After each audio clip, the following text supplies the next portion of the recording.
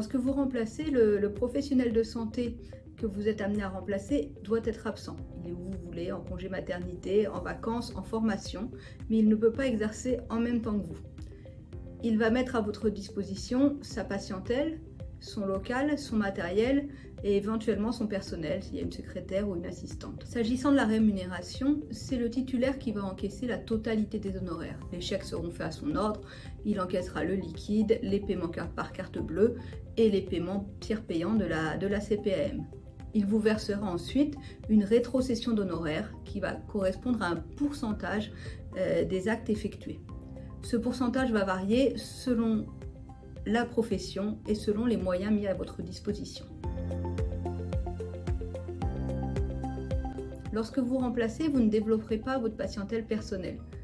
La totalité des patients que vous allez voir font partie de la patientèle du titulaire, même s'il s'agit de nouveaux patients qui n'ont jusqu'à maintenant jamais consulté le titulaire.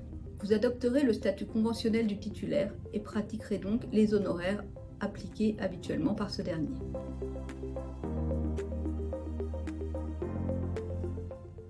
Lorsque vous êtes remplaçant, vous êtes professionnel de santé libéral.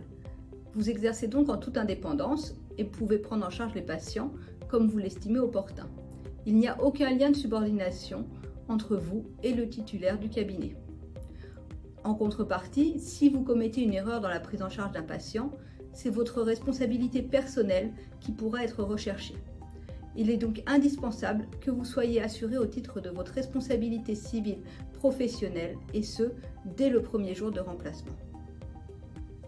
Lorsque vous allez remplacer, deuxième précaution essentielle, il faudra rédiger un contrat écrit. Ce contrat devra être transmis au Conseil de l'Ordre. Il existe des modèles de contrat sur les sites internet des différents conseils de l'Ordre.